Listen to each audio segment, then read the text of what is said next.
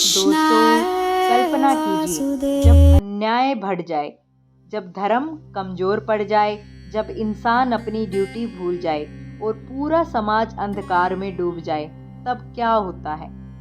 तब भगवान खुद इस धरती पर आते हैं। यही संदेश मिलता है हमें गीता के 4 अध्याय यानी ज्ञान कर्म संन्यास योग से। यह अध्याय बहुत खास है क्योंकि यहाँ भगवान श्री कृष्ण पहली बार अपनी दिव्यता को प्रकट करते हैं। वे बताते हैं, मैं हर युग में आता हूँ धर्म की रक्षा के लिए और अधर्म के नाश के लिए।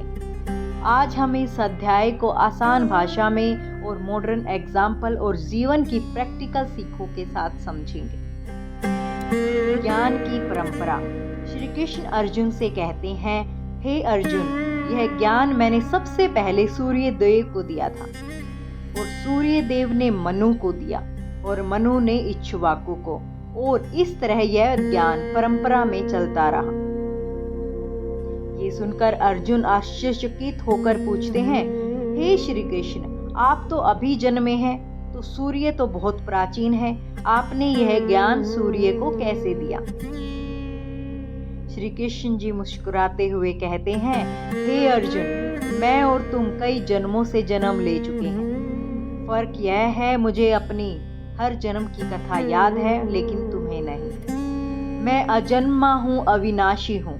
जब भी धर्म की हानि होती है और अधर्म बढ़ता है, तब तब मैं धरती पर आता हूँ। परित्रणाय साधुना विनाशाय च दुष्कृतमाम धर्म संस्थापनार्थाय संभवामि युगे युगे। आज भी जब अन्याय बढ़ता है, लोग कहते हैं काश भगवान आ जाए। गीता बताती है कि भगवान हमेशा आते हैं, हर युग में और हर रूप में। दोस्तों, अवतार का उद्देश्य भगवान स्पष्ट करते हैं कि मेरा अवतार लेना केवल लीला नहीं है। मैं आता हूँ भक्तों की रक्षा करने, अधर्म का नाश करने और धर्म की स्थापना करने।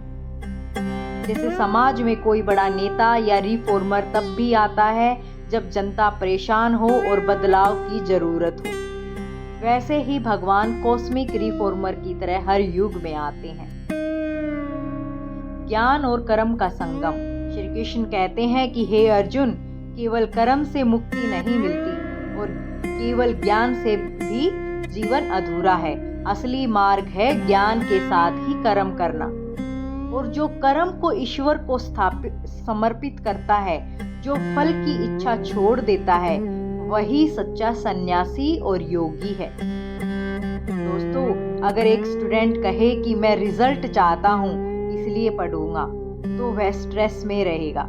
लेकिन वही स्टूडेंट कहे कि मैं नॉलेज के लिए पढ़ूंगा और मेहनत भगवान को समर्पित करता हूँ, तो उसे शांति भी मिलेगी और सफलता भी। यही ज्ञान कर्म संन्यास है। कर्म की शुद्धि, आसक्ति रहित कर्म। श्री कृष्ण जी बताते हैं, ज्ञानी व्यक्ति कर्म करता है लेकिन उसमें आसक्ति नहीं होती। वो न तो मैं करके अहंकार रखता है और ना ही फल की लालसा करता है। यानी कि अगर हम जॉब सिर्फ पैसे के लिए करते हैं तो स्ट्रेस बढ़ता है, लेकिन अगर हम सर्विस भाव से काम करें तो वही जॉब पूजा बन जाती है।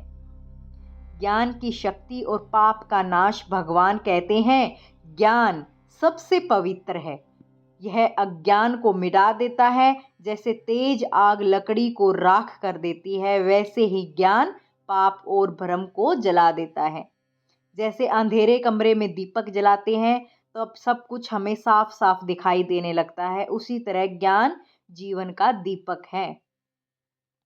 और गुरु की शरण। श्री कृष्ण जी कहते हैं, इस ज्ञान को पाने के लिए गुरु की शरण लो, उनसे प्रश्न पूछो, श्रद्धा रखो, सेवा करो।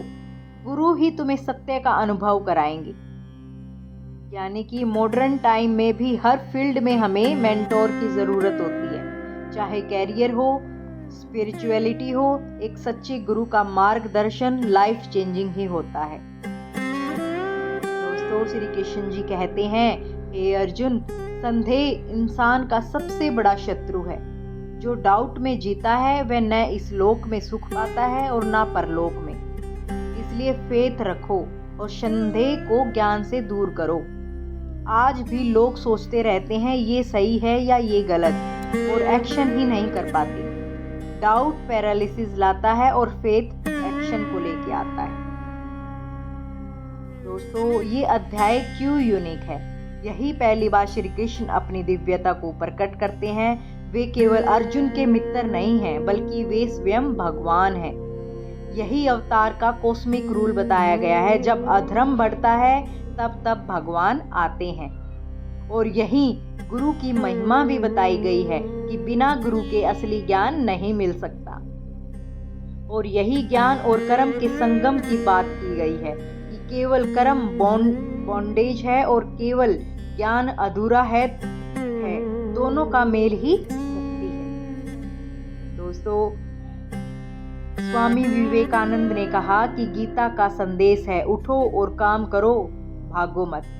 आज की दुनिया में भी यही प्रिंसिपल है। सिर्फ नॉलेज अनलेस है और एक्शन न हो, और सिर्फ एक्शन डेंजरस है अगर विजडम ना हो तो। और दोनों साथ हो तभी लाइफ कंप्लीट है।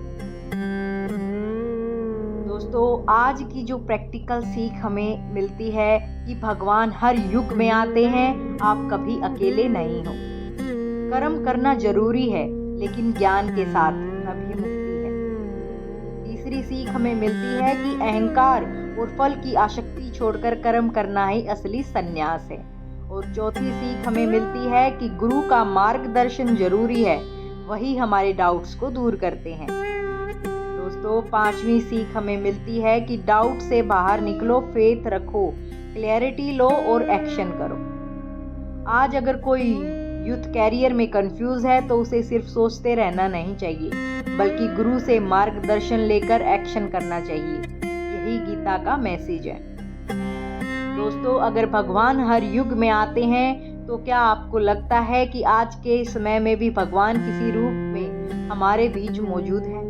और आपकी लाइफ में कौन सा ऐसा गुरु या व्यक्ति रहा जिसने आपके डाउट्स क्लियर किए और आपको सही रास्ता दिखाया? कमेंट में जरूर बताइएगा। तो दोस्तों, यही था गीता का चौथा अध्याय, ज्ञान कर्म संन्यास योग। यह अध्याय हमें याद दिलाता है कि भगवान हमेशा हमारे साथ है और हर युग में आते हैं। ये हमें सिखाता है कि कर्म और ज्ञान का मेल ही जीवन का असली धर्म है। गुरु की शरण में जाकर संदेह छोड़कर फेथ और क्लैरिटी के साथ कर्म करना ही मुक्ति का मार्ग है। अगले अध्याय में कर्म संन्यास योग भगवान और गहराई से समझाएंगे कि त्याग और कर्म का सही अर्थ क्या है। तो जुड़े रहिए, क्योंकि गीता की यह यात्रा हर कदम पर आपके जीवन को बदल रही है। जय श्री कृष्ण।